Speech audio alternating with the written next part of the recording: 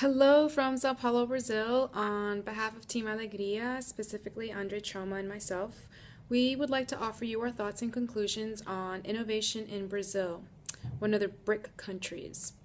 Both Andre and I live in Brazil. Andre is Brazilian and I'm an expat living in Sao Paulo.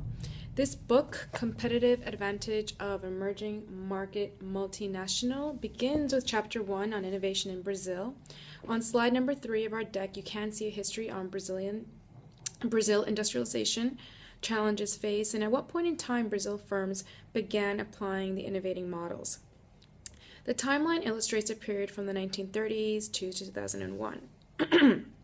Essentially, starting around the 1930s with the agricultural economy in Brazil, during this time Brazil began building their infrastructure through state or government-owned enterprise acquisitions on special projects and licensing technology. In the 1950s, Brazil encouraged foreign multinationals to enter Brazil and, as the book states, accelerate industrialization. And the local Brazilian firms, they carried on with the traditional Brazilian products such as timber, paper, furniture, and printing services, to name a few examples. In the 1960s, with the start of military regime and a 5-year plan for national development on science and technology, one of the world's current top aerospace manufacturers for both commercial and private jets use was born, Embraer. As you can see on slide number 7, Embraer applied one of the Brazil innovation models called business model. And within this model, you can see, or you can get a clear picture on the characteristics, on all the characteristics or factors, both internal and external, that essentially contribute to the design of Brazilian firm of Embraer. Also within slide number 7, there's a YouTube video illustrating the popular Embraer private jets. Following in the 1980s was the timeline labeled as the lost decade, or high inflation, low growth, and unfortunately trade imbalance economic period. It's important to note that up until the 1980s, the shaping of business companies in Brazil was truly influenced by government policies, which unfortunately was very inconsistent. The Brazilian entrepreneurs followed heavily government mandates and didn't explore international exposure or best business practices, so they really kept it local. Additionally, these Brazilian firms avoided risk, which restricted the entrepreneurial or innovating spirit, so no real innovation at this time. In the early 1990s, innovation had begun in Brazil after the government redefined, as the book states, Brazil's competitive landscape.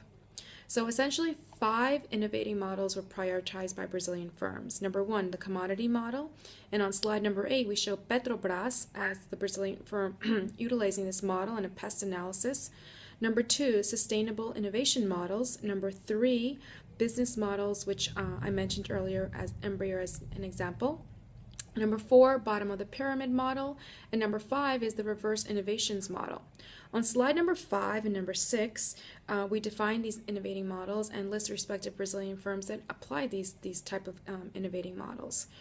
I do want to add my teammate Andre's comment where, and I quote, Brazil is still low in research and development expenditure. The book says it's around 1% of GDP, much less than other developing countries. Brazil has very few policies to incentivize innovation, unfortunately.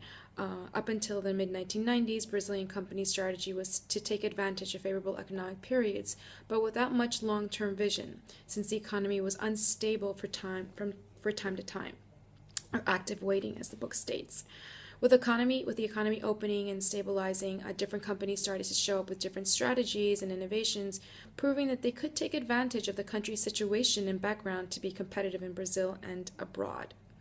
It's also worth noting that the companies mentioned in this chapter are truly a success based on their own merit, and innovation innovation is not perceived as a priority, for Brazilian-based firms, in opinion by my colleague Andre. Thank you for viewing your viewing time, and enjoy the videos by James, Ala, and Simon on Russia, India, and China.